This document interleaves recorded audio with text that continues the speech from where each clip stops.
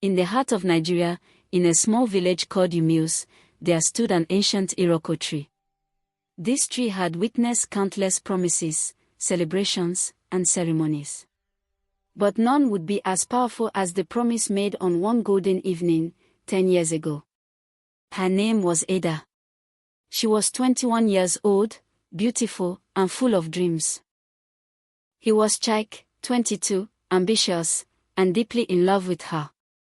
Under that great tree, with the whole village watching, Chike held Ada's hands and made a promise. "I will go to the city," he said. "I will make money for us. I will build our future.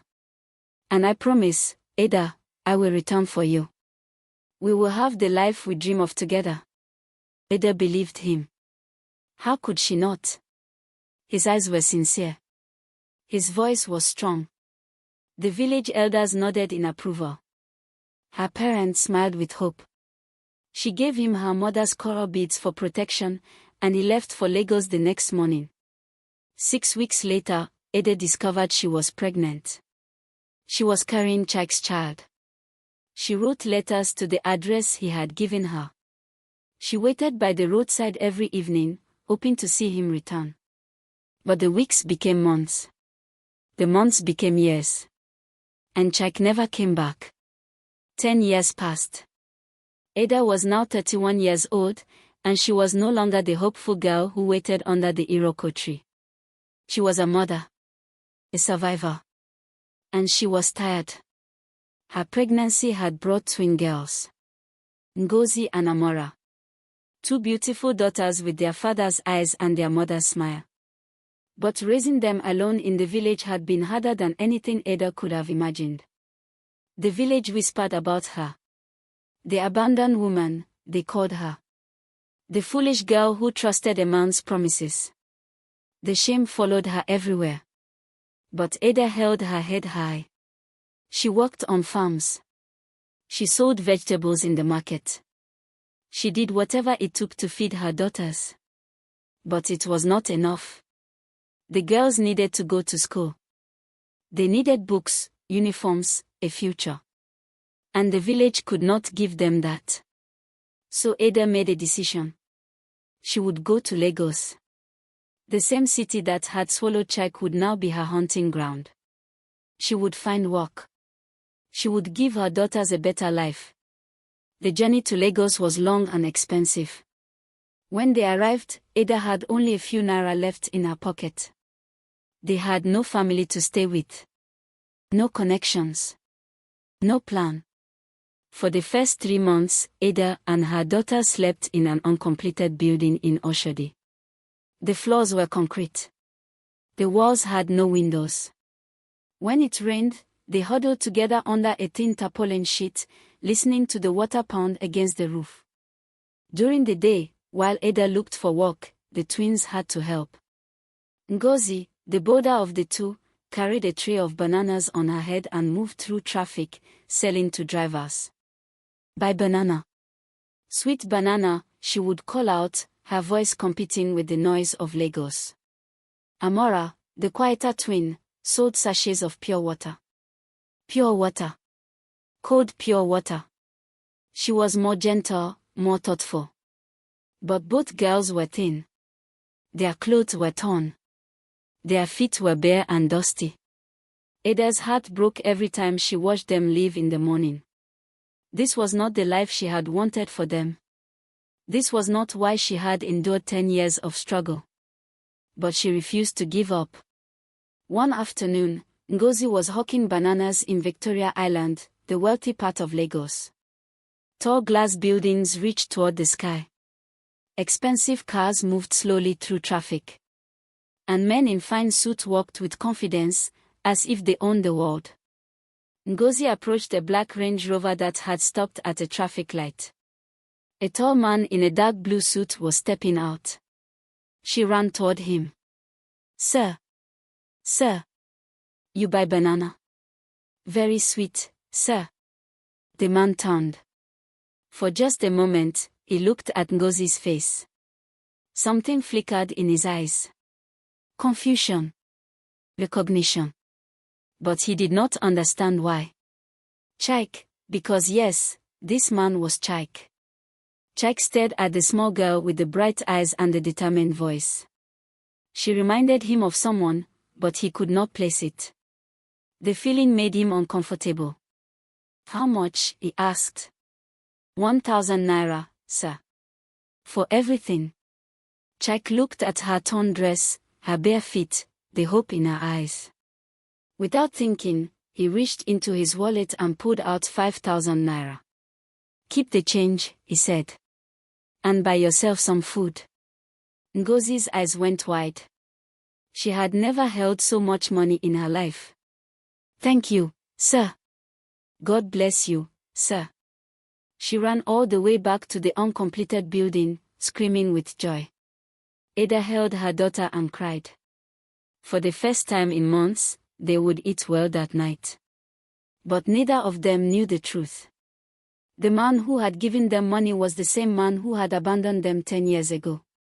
Fate was pulling them together, slowly, carefully, like threads in a tapestry.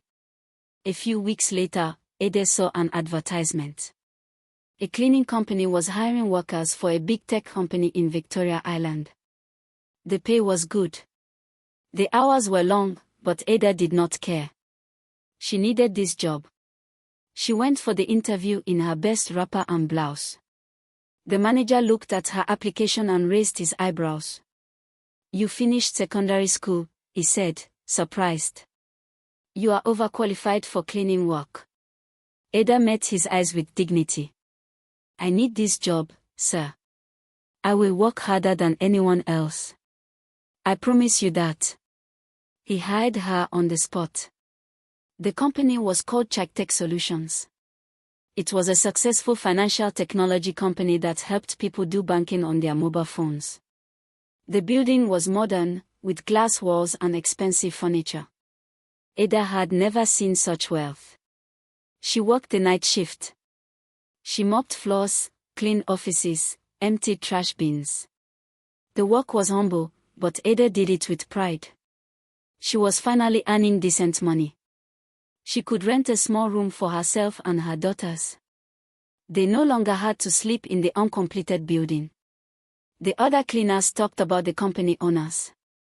Oga Chike is very wealthy, they said. He started this company from nothing. Now he is a big man. He and his wife, Madam Zainab, they run everything together. Ada barely paid attention to the gossip. She just wanted to do her work and go home to her daughters. She never imagined that the CEO they spoke about was the same Chike who had left her under the iroko tree. But one day, everything changed. Madam Zainab, the CEO's wife, came to the office early one morning. She saw Ada cleaning her office with exceptional care. Every surface was spotless. Every item was arranged perfectly. You are very thorough, Zainab said with a warm smile. What is your name? Ada, Ma. Do you have children, Ada? Ada hesitated. Yes, Ma. Twin daughters. They are 10 years old. Zainab's smile faded for just a moment. A shadow crossed her face. Pain. Longing. Then she recovered. I need someone to clean my house, Zainab said. Someone I can trust. The pay is better than here. Are you interested? Ada could not believe her luck. Yes, Ma. Thank you, Ma. Zainab wrote down her address. Come tomorrow morning. I will show you what needs to be done. Ada left the office with her heart pounding. A job in a wealthy woman's home meant stability. It meant her daughters could go to better schools. It meant hope. But she had no idea what waited for her at that address.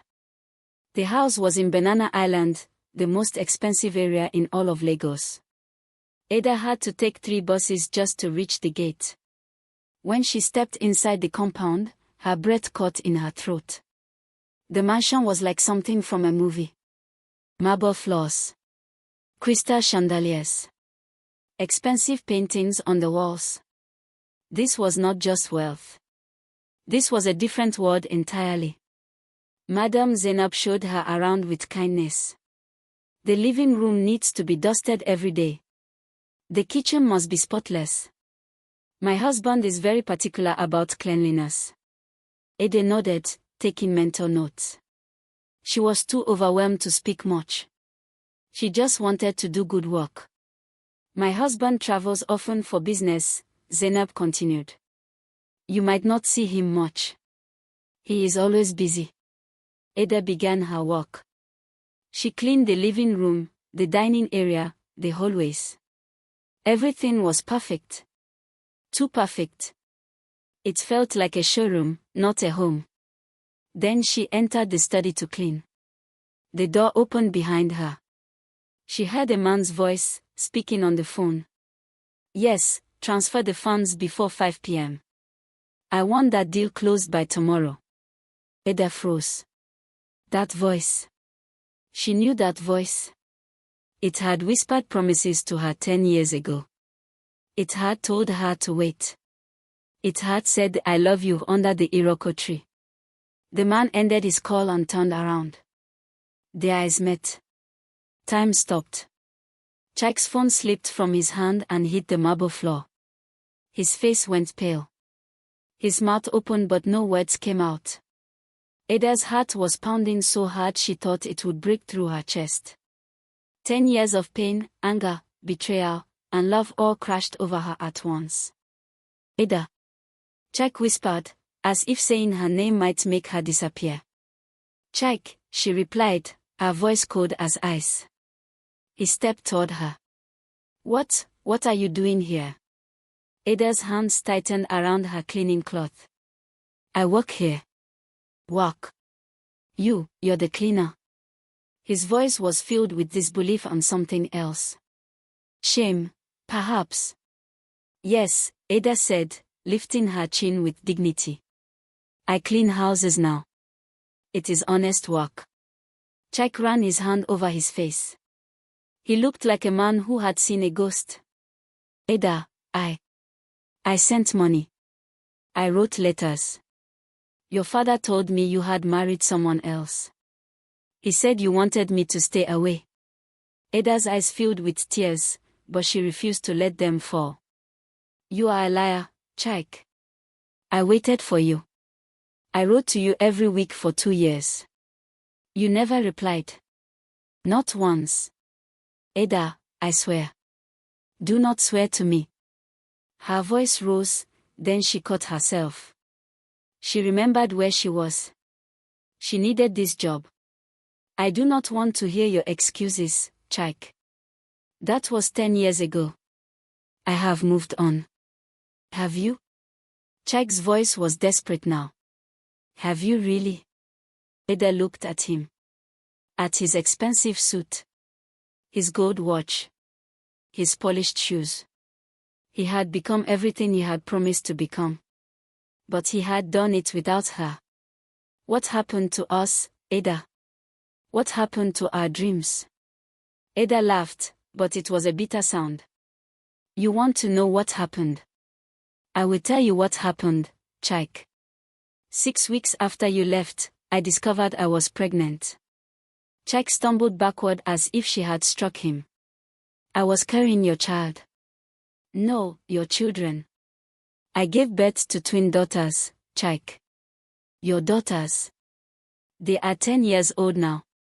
And for every single day of their lives, they have struggled. They have been hungry. They have been homeless. And they have never known their father. Jack's legs seemed to give way. He sat down heavily on the leather chair, his head in his hands. Where are they? He whispered. Does it matter?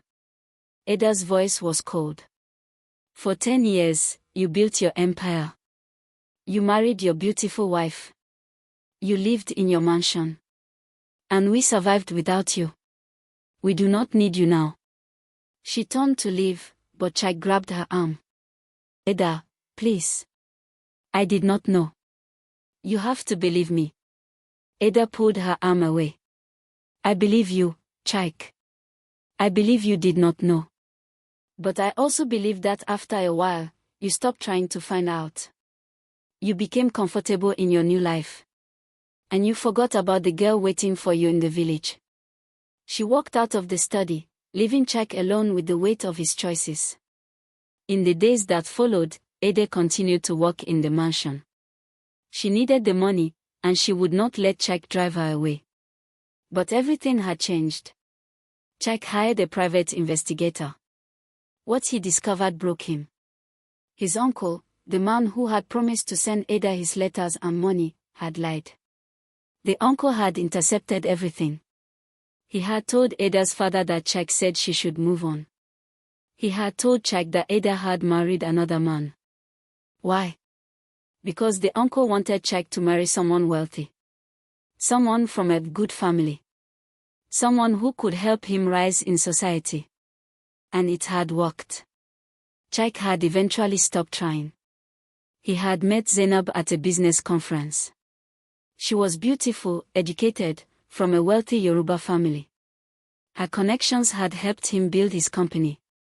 They had married for practical reasons, and over time, they had learned to care for each other.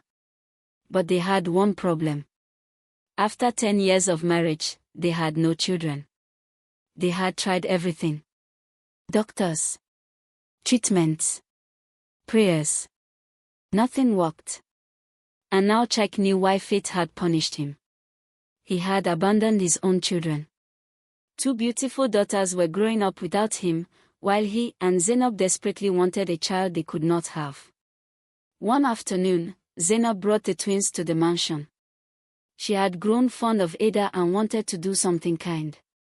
When Jack came home and saw his daughters for the first time, he could barely breathe. They had his eyes. His smile. They were his blood. And they had no idea who he was. Ngozi, the bold one, recognized him immediately. Mama. Mama. This is the banana man. The one who gave me money. Jack's heart shattered into a million pieces. But the worst was yet to come. One evening, Zainab was going through old photographs in Jack's study. She found a picture she had never seen before. A young couple under a tree. The girl was wearing coral beads.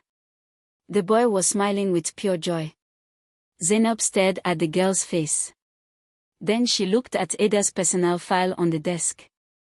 The same face. Younger, but unmistakable. She opened Jack's drawer and found the coral beads. The same ones from the photograph. Then she remembered the twins. Their features. Their eyes. Everything clicked into place. Zainab did not scream. She did not cry. She simply became cold. Ice cold. The next day, she began treating Ada differently. Her kindness disappeared.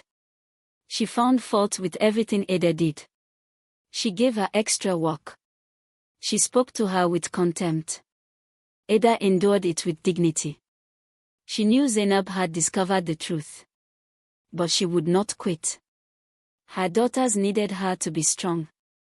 Word had reached the village.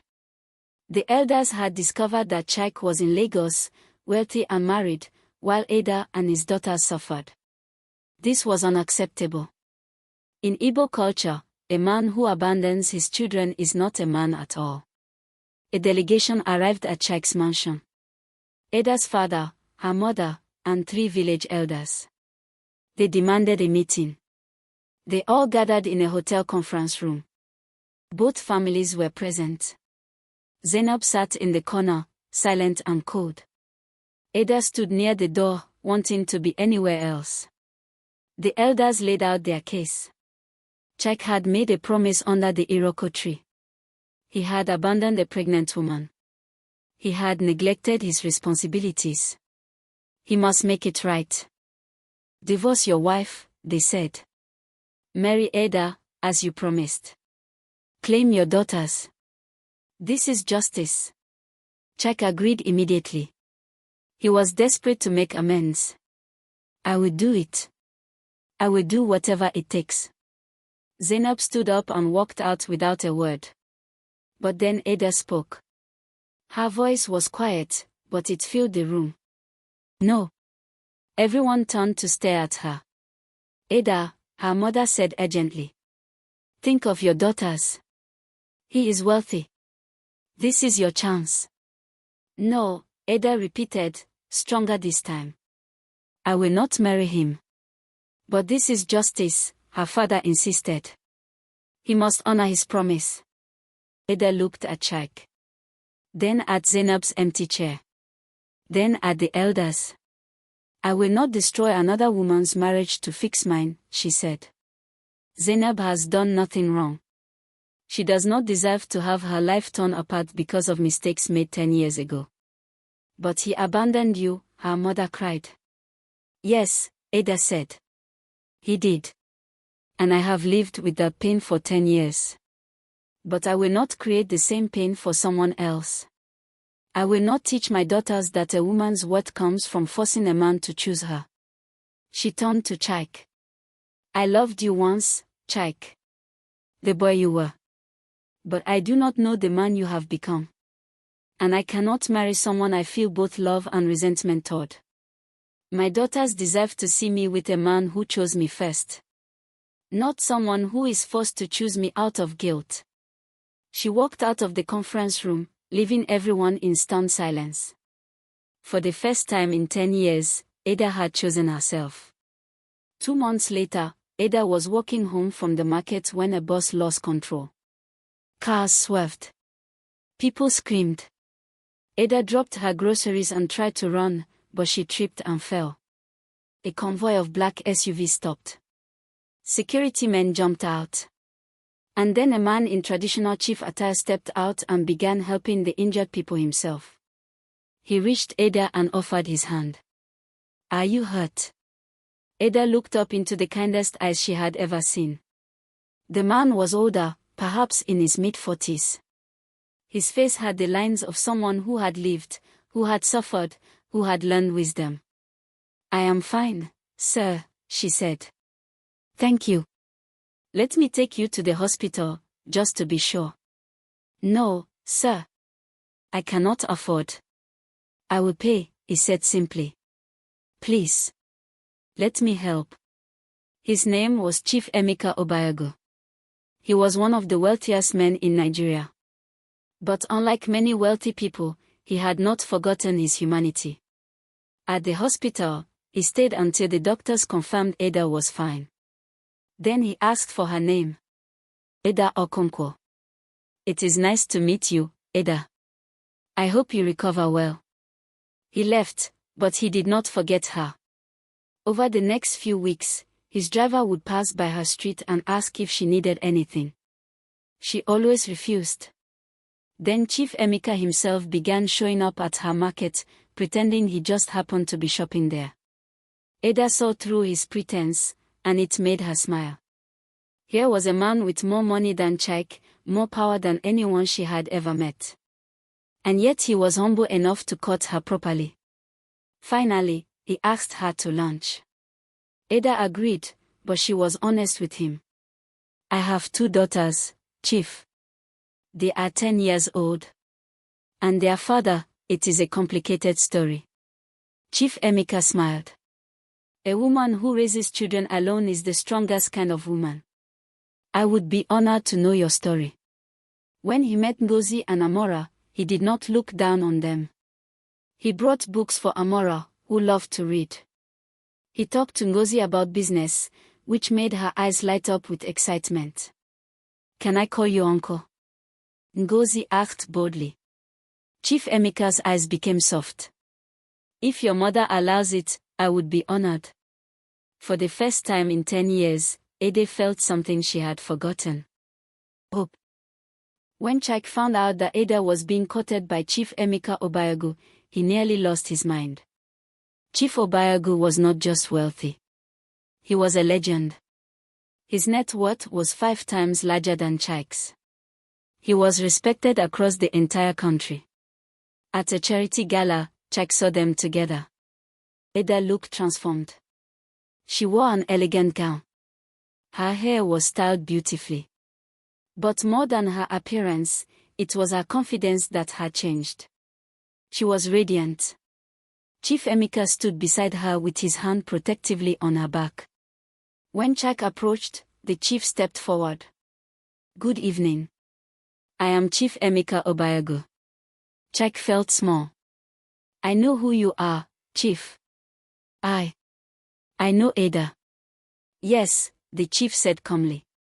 "She told me about you." "The past is the past, young man. I suggest you let it remain there." Ada said nothing. She simply looked at Chike with peaceful eyes. She had forgiven him. But forgiveness did not mean giving him another chance. That night, Chike realized he had truly lost her. 6 months later, Chief Emeka came to Yumu's village with Ada and the twins. The whole village gathered under the iroko tree. The same tree where Chike had made his broken promise. Chief Emeka knelt before Ada's father in the traditional way. "I come to ask for your daughter's hand in marriage," he said. "I will cherish her. I will raise her daughters as my own. And I will honor her for the rest of my life." He turned to Ngozi and Amora. "Will you allow me to be your father?" Both girls cried and nodded. "Yes, Daddy." The village erupted in celebration. The elders blessed the union. Ada's mother wept with joy. And under that same iroko tree where one promise had been broken, a better promise was made. Ada married Chief Emeka in a ceremony so grand that it was talked about across Nigeria. Her daughters wore matching flower girl dresses. And for the first time in their lives, they had a father who was proud to claim them. Chief Emeka formally adopted Ngozi and Amora. They took his last name, Obayago. And he meant every word of his promise. He loved them as his own blood. 5 years passed. Ada started a foundation to help single mothers. She built schools in her village. She installed clean water systems. The girl who had once slept in an uncompleted building now changed the lives of thousands. Ngozi and Amora grew into confident young women. At 15, Ngozi started her first business with her father's guidance. Amora won a scholarship for her exceptional writing. They thrived. And Ada? She had 2 more children with Chief Emeka. A son and a daughter. Her family was complete. One day, during a village festival, Ada returned to Yumu's with her family. They stood under the iroko tree, taking photographs and laughing. Across the square, Chike stood alone. He had come for the festival too. He watched Ada with her husband and children. The life that could have been his. Zainab had left him. She had taken half the company and started her own business. She was successful and free. He was wealthy but alone. He had tried to send gifts to his daughters. They were returned every time. They knew who their real father was. The man who had chosen them from the beginning. Ada saw Chike watching. For a moment, their eyes met. She smiled. Not with victory. Not with bitterness. Just peace. She turned back to her family, to her husband who kissed her forehead, to her children who surrounded her with love. Chike left the festival alone. And Ada stayed under the iroko tree, surrounded by the people who had chosen her. Some promises are broken so that better ones can be made. And some women refuse to settle for being anyone's second choice. Because a woman who knows her worth cannot be bought with guilt or money. She can only be won with genuine love. This is the story of Ada. The woman who was abandoned but not destroyed. The woman who chose dignity over revenge. The woman who taught her daughters that their worth was not determined by the man who left, but by the man who stayed. Remember her story. Remember her strength. And remember, you are never too broken to build something beautiful.